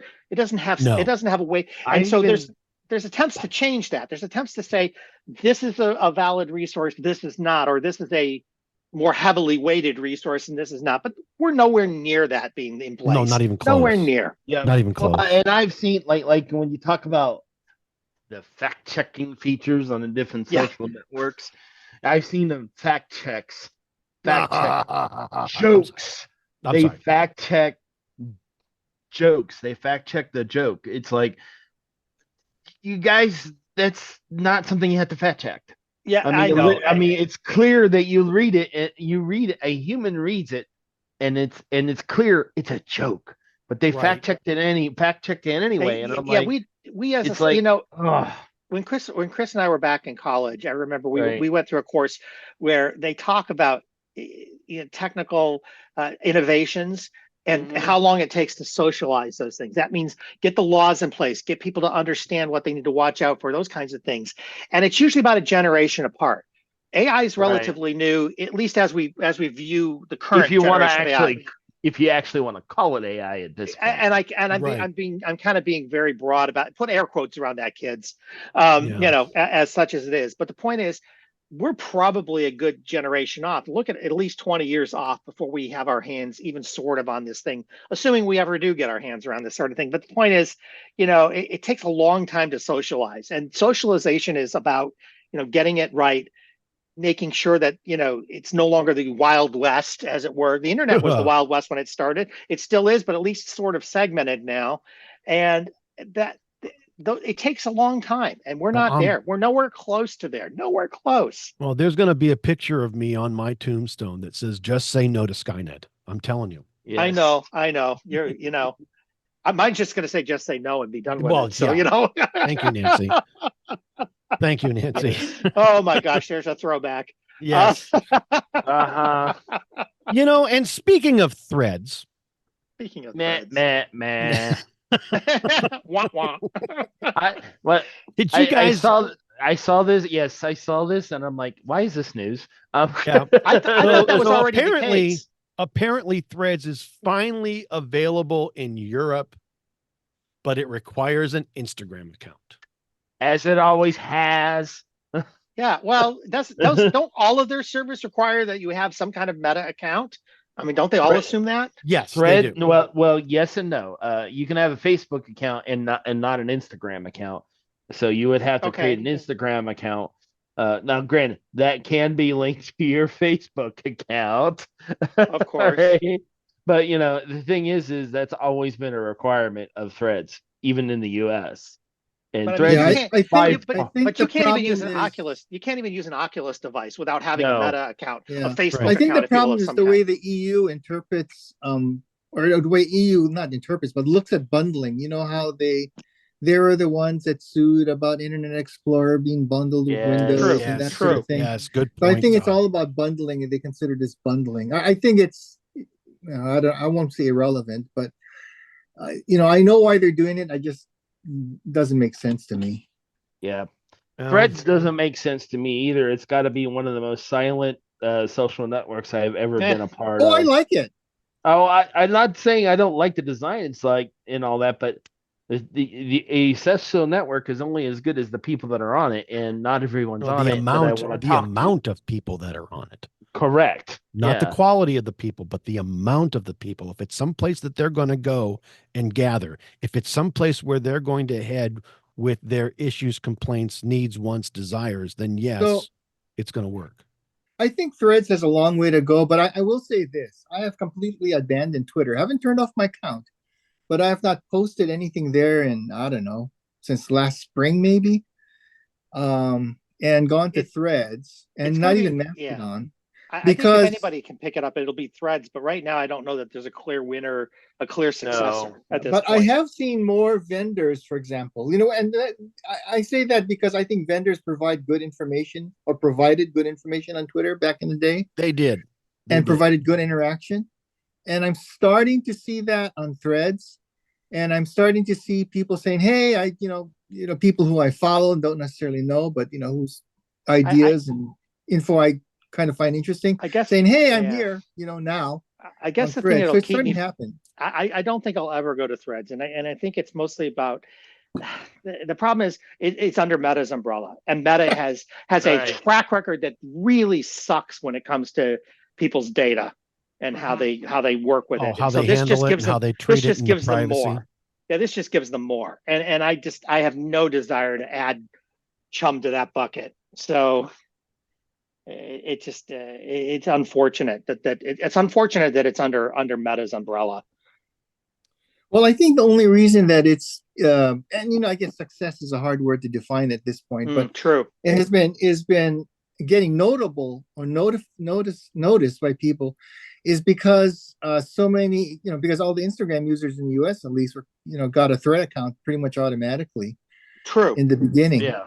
And Very so true. there was sort of a community that built up. My Instagram community is different from my Twitter community and so forth, but different doesn't mean worse or better, just different. It's just But I had a community like right away, which I didn't have on Mastodon and some of the other. and I've heard other people say that as well, and Yeah. that's the main reason. But it still, even so, hasn't got the footing yet for me to say, oh, gee, it's definitely the successor for Twitter/X, which is sadly seeing a consistent decline here, but definitely not what it was.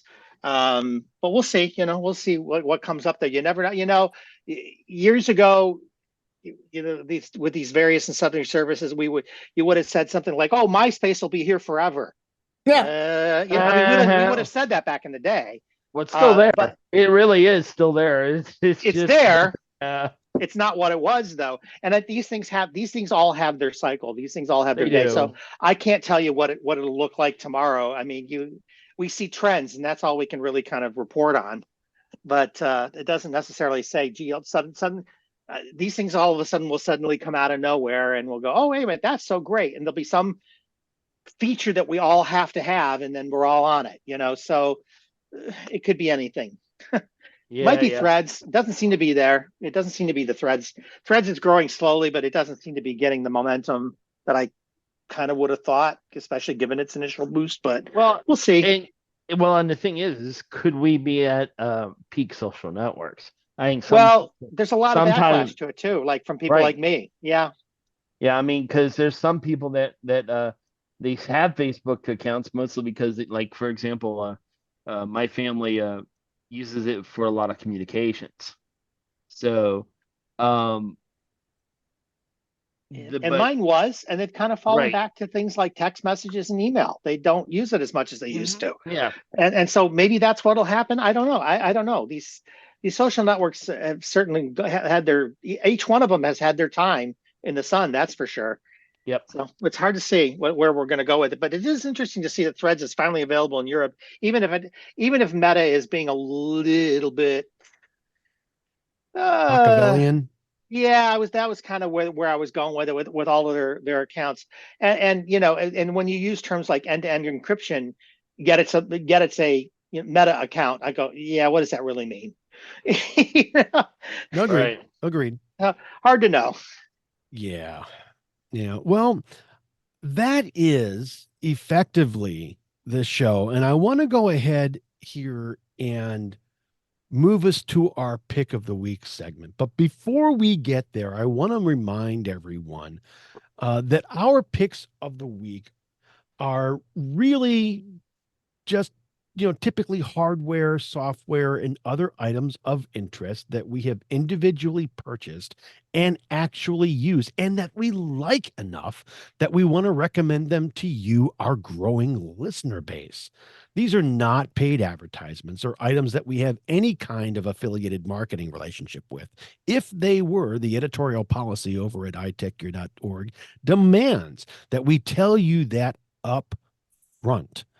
These are things that we sincerely believe in and that we bring to you at the end of each show. Why? Because we like you. You betcha. And this week is the last week in our top 2023 Black Friday picks. And Chris, it's all on you, bud. Can you go ahead and you'll bring see it this. on in? Bring it on home. Come on. Well, first of all, when does this post? You said this post in a couple days, right? That This will post people in see this in writing. So this particular article will post on I believe Wednesday the 20th. Okay, gotcha. So basically, I have 5 things on the list this week for you. And some of them are very similar to things that you folks have mentioned in the previous weeks as well, but they're different in a way too, and some things are unique. Starting with in my case, the first one on my list was the Anker 733 power bank. And we've talked about other Anker products. We're fans of a lot of the Anker products on this show. Here at iTechGear.org. We do. And the 733 is a power bank, meaning it will act as both a battery and a charger, and you don't have to have separate components to do it. Yahoo! You just flip out the prongs for the plug, and away you go. And what I liked about it, I've used it. I bought it a few months back, and it is not the largest one that they have. It's not even the largest one that they have that is TSA compliant. But I was taking a trip. I wanted something that wasn't too huge, and yet, it would give enough power for enough period of time. And this 733 is a 65-watt charger. It normally is it's like $99.99 on Anker's website. I think right now they've got it on sale for $69.99. Don't know how long that sale's going, but this is at Anker's website. Great device, 65 watts. Got 2 USB-C and a USB-A out on it. It's got a charge indicator on it, so you know how whether it's charged or not. I took it to a conference in Las Vegas in June, and it was great for hopping from meeting to meeting. If I had a power plug available to me, I plugged it in there and hooked my devices through it and used it as a charger. If I didn't, I used it as a power bank in the meeting. So it served hooked it to my MacBook, I hooked it to my iPads, I hooked it to my phones, I hooked it to whatever I had with me that I needed charging, and it easily got me through a day and got me through everything I needed. Well, 65 watts is enough to power a laptop. Yeah, and they make more powerful ones. They make ones with bigger. This has 10,000 milliamps, I believe. As its battery capacity. They make ones that are a little bit bigger and closer to TSA limits, but the problem is when you get close to TSA limits and they're in a big size, TSA still might pull you aside and want to look at it. Yep, so this is smaller. It's just a little bigger than most charger blocks would look like, and yet it's also a battery. So for me, it worked. It was a great compromise, and I've used it quite a bit since then, and just love the thing. Awesome. I have the 737, and that's one of the bigger ones. Yeah, and it got no notice at TSA. Yeah, it depends on your airport when you're going through and how. And again, it's all within limits, but sometimes you have to show that, right, as you get closer. I read things online where people said, "Oh, well, I had to prove to them that it was," and they ended up having to bring it up online and show that it was within the limits. And the limits are confusingly written, guys. I will tell you that now. So don't, it can. We even had conversations about this a few months back because the limits it's very confusing what it means when they say certain things and how they measure it. So it can be on the interested in is the if you get the wrong agent, wattage. They don't know what's going on. It can be it can be a mess. So I just avoided the issue altogether and went with something just slightly smaller, but not really small either. Yeah. So aside from TSA, the other thing your listeners may want to take note as a caveat is I don't know about ordering directly from Anker because I've never done that, but if you try to buy it through Amazon, you can't buy it in Hawaii, Alaska, and probably Puerto Rico. Oh, that's really true. Because they can't go in the cargo hold. Yep. Oh, okay. Yep. Yeah, I didn't, I hadn't even thought of that. Actually, the links that are in the article are directly to Anker. So I don't know. You're right. I don't know if Anker can send directly or not. I don't know that. Hadn't really thought about that. Because I'm obviously in the continental U.S., so it wasn't an issue. But I certainly flew with it. So right. But yeah, but a lot of times the other thing you have to remember with these things, and you guys know this, if you travel, you shouldn't put these things in your your checked baggage. Bag. Goodness, Easy for you to say. Yeah, well, apparently not. You got to do them in your carry-on so they can look at them. So a lot of times they don't like you putting batteries in your checked bags. Don't do it. Just make sure you carry them with you. Absolutely. Very, very important. You kind of there's travel tips from Chris. Mhm. The next thing on my list was the actual standard Apple silicone case that you can buy from Apple. It's $49 typically at Apple. They've been the same for years, Mm-hmm. and I've used them regularly for years. I don't buy bigger, heavier cases. I like the silicone. I recommend it to everybody because it's got enough flexibility that if you do drop it, at least from not a horrible distance, it tends to bounce a bit, for lack of a better Mm-hmm. description. But the thing is, it's grippy. I Yeah. love the grippiness, and it's thin enough that I don't feel like I've added a ton of weight to my device. I wish I could get the same case for other phones that I've got. There are cases that are similar. A lot of these third-party knockoffs just aren't the same, though. They don't feel the same, or they Mm-hmm. have a hard inside shell. This has got a softer inside kind of coating, so you don't feel like you're scraping up your phone. The only downside I always hate about any kind of cover is if you bought the phone and you have like a really pretty color or a really pretty material, you feel like, oh crap, you want to put something clear on it. But the problem is a lot of those clear ones are hard. And so Yes. they do rub against the edge of the device over time. The Or the silicone yellow. doesn't.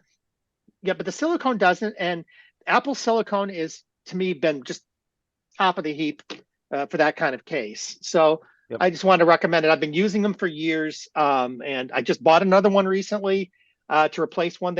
I would say they go a year and a half, 2 years. But then sometimes if you take it on and off too much, it will start to crack at the corners a little bit. As time goes on, they do. I mean, they do age.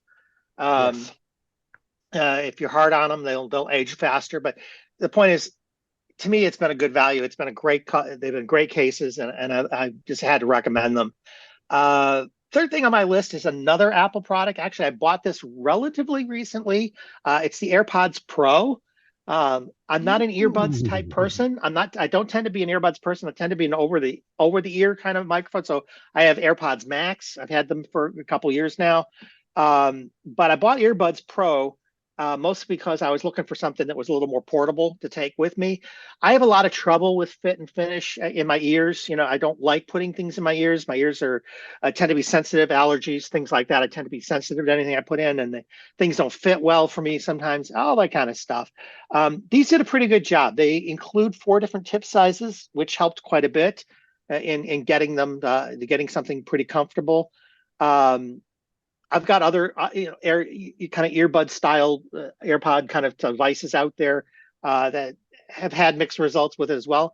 I've been really happy with these. I love the fact that they support this Apple Spatial Audio, which is Dolby Atmos basically. They do a really good job of it. I'm not as big a fan of the side control. You tap it for different controls and swipe on it for different controls. They're there, they work.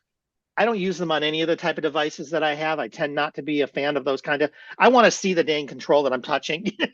Sure. It's just kind of how I am. I've never been a big fan of these in kind of control things, but they're there if you want them. You can tap to take a call if call's ringing through. You can slide up and down on it to change the volume settings on it. There's other things like that. They do have noise reduction and all that kind of thing. So been really great. I've been really happy with them. So I kind of put them on my list here. Okay. And they're normally $249, but I got to tell you, I've been seeing them lately for $199 or less at various places. Yeah, I've So seen Is that that for the as, first search for as around. little as gen? 189. This so. is the second gen AirPod Okay. Pro as opposed to the base AirPod, and it's Right. the USB-C one, not the Okay, Lightning great. connector one. Got it. The other nice, I don't have one. My wife has one. I have the first gen. The other nice thing about the AirPods Pro 2, which I don't have in the first gen, is it has automatic voice transparency. So if somebody's It talking does. to you, it'll turn off noise cancellation. It does. And you Which can my turn wife that. has not done cool. yet. You can turn That's that pretty ability cool. on and off too. You're not stuck with it if you don't want it. Exactly. So it's got a lot of flexibility. It's got a lot of configurability. Again, I've been very happy with the AirPod Max, so I decided to try this one, and I've been happy with them. I've been real happy with them. So Awesome. it works very well. And by the way, it also works well. It does a standard Bluetooth connection to non-Apple devices. You're not limited to. You don't have to use it just on an Apple device only. So you can get around That's using nice. them at other devices. I don't know what happens when you try to do things like upgrading the firmware and stuff, because it does that through an Apple device. So I'm not sure if you're limited that way. But I do. But if you want to use them, occasionally on your PC or on an Android phone, you can. You absolutely can. And the reality is, with something like this, how often are you going to be upgrading firmware on these things? How often would Right. you need to upgrade? How would you? Well, I guess so. I mean, so a lot of times the things that they're upgrading aren't things that, if you're going to use it as a Bluetooth device on another kind of device, you may not care, about some of Sure. these firmware upgrades. You may, Mhm. may not. Anyway, they work really well. It's Been there. real happy with They're them. there. I'm gonna talk about one thing. The thing on my list here is two more things. One is the Microsoft Designer Compact Keyboard. There's a lot of keyboards out there. This one tends to be one of the thinner, smaller ones out there, hence the name Compact Keyboard. And I use this against my Mac. I use it against my Windows devices. I use it against a couple of my my foldable. It's actually signed up on my foldable as well. And I like it because it's a very small, thin device. It slides into a bag easily if I have to travel. Mhm. It's powered by I think it's four the CR 2032 Mhm. watch batteries. It lasts. I've had this thing for months on these batteries. They're not always the cheapest batteries out there, but it lasts forever on them, it seems like. And it's less clumsy than you have when you have ones that are based on the AAAs or even the chargeables. It's much thinner, I and was you're going to not say it's dealing. flatter. It's got to be thinner Well, and easier. yeah, right, and you're not dealing with chargers. It's a thin keyboard. I prefer the thinner keyboards. I'm not big on thick mechanical keyboards or close to mechanical keyboards. So for me, this is great. It's portable. It works with all my devices. It supports up to 3 Bluetooth connections at a time, and it's like one button to toggle between them, kind of thing. It's very, very, very easy to switch between devices. You just have to remember which one was number one, which one was number two, and which was number three. But if you can't manage that, you may have other issues. I don't know. Um, but the point is, very, very thin, very convenient, very flexible. And let's face it, you guys know it's a Microsoft keyboard, so there's a Windows key on it, and there's some function keys at the top that support Windows kind of specific things.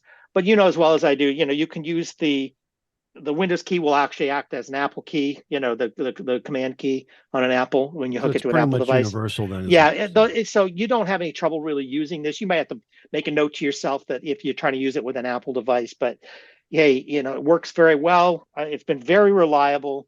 Again, I'm not replacing the battery very often. I don't think I've ever replaced them. I bought this last year. I don't think I've replaced the battery yet. But it's a device that I use all the time, and it's at Microsoft it's $69.99. Again, you can get them at a lot of places. I don't know if it's on Amazon. I know they're at Best Buy. They're at a lot of stores, and it's a really, really good keyboard. The last thing I put on my list was, as we talked about it earlier in this conversation tonight, is the OnePlus Open. I debated whether to put this on there or not. Because it is a more expensive device, and I realize that not everything we talk about is the lower end of the cost spectrum. Mhm. Some people want to know about other things. I do recommend it, and Chris, I think you do as well. Oh, Quite frankly, if you're uh, looking for a foldable, if you're looking and for, and that's the gotcha, yeah, right? So if you're yeah, looking for a foldable and you want to get into the market, this is they are $1699.99. And it's like $100 cheaper than the Samsung, $100 cheaper than the Pixel, the Google Pixel Fold. You can get it for $1499.99. You get or $200 less. on anything. Well, at minimum, you get $200 off on anything you want to trade. This is if you go at OnePlus.com. If you buy it anywhere else, it's probably going to be $16.99. But Right. at OnePlus, you can at least get $200 off of it or more, depending on what you want to trade for it. True. And for a lot of people, that might be the make or break for them. I don't know. It depends on what you need. But again, you have to kind of be in the market for the foldable, and you have to understand, as we said earlier, foldables aren't quite as robust as candy bar phones in most cases. Even today, even a couple generations down, got to take it with a little care and feeding. I would generally recommend that you buy whatever kind of support coverage is offered in general, which is going to add to your Just in cost. case, right? Just in case, because it can happen. It will add to your costs though. But hey, with the features and the combination of stuff, if you're looking for a foldable phone in the North American market, this is the one I'd go for right now. I mean, again, people would argue with me for different reasons about this, and you know, again, it's all about your use case. Read some of the other things that we've posted on this, that I posted on this on the site, to get Agreed. some other opinions. You know, do your research. But for me, this has been a really great device with the best combination of things that I've wanted so far in a foldable device. So I have to recommend it. I can't not recommend it. This is a, And you know, with a Snapdragon 8 Generation 2, It 16 does. gigabytes of RAM and And 512 512 storage, gigabytes right? of storage. Wow. Yeah. This is a really And a good. top of the line camera system. Yes. I mean, the top of line camera hardware on it. Yes. And no crease, kids, no crease. No. Which no, Crease. Right. You're so not going to get penalized for being in and the it's crease. an excellent recommendation unless you're on Verizon. From what I there's hear, that. yes. Yes. From what I hear, yes. no, But it no, should, very, but very it good should point. work. It should work on their particular network. But Verizon's always been very, very picky and very touchy about what They are. gets You're on right. Yes. on their But it's network. So been I'm not amazing surprised. device so far. And Right. I've used it. I'll be honest. I've used it on AT&T and I've used it on the T-Mobile networks via Mint. Right. Well, I've used it on both those networks, and it's been perfect on them. It's been fine. Absolutely. Absolutely. Well, geez, you know, it goes by so quick. It does. You know, Yes. Todd, I wanna thank you for coming and being part of the show. What have you got going on over at Mobile Views, and what's next on the plate for you? Well, next on the plate is probably a year-end recap on New Year's Eve. Mm-hmm. We'll see who's available for that one. The good Dr. John Westfall, my co-host, and I definitely. We'll see if some other friends are available. Probably not on New Year's Eve, but we'll see.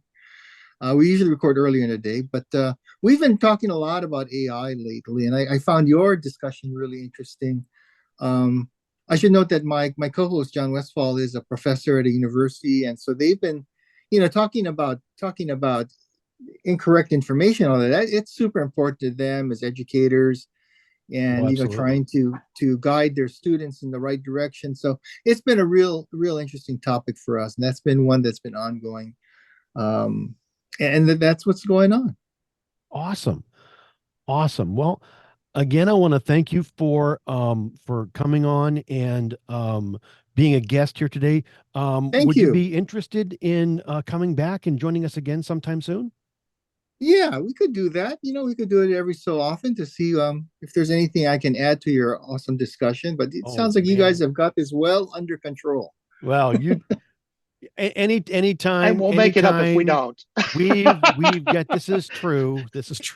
No, but we've got a open invitation for you. Anytime Thank you, sir. you feel like you want to go ahead and come on, just give me the high sign, and we'll use Ronco, make a space, and we'll make a spot for you. Love to have you come again. We've enjoyed having you tonight. This, kids, has been the iTechGear Weekly, episode number 72. I got your show title right here. All right. Recorded Sunday, December 17th, 2023, live from iTechGear And- Central. This is our last episode of the year. We're gonna the editors over at iTechGear.org are gonna take a little bit of family time over the next few weeks. The show will come back on January 14th. And we will record our next episode then. There will be no posts to the site during Christmas week. After that, though, guys, it's free. Go ahead and schedule them out for then. That's absolutely fabulous. As I said, this is Christopher Spera from iTechGear.org, wishing everybody a happy holidays.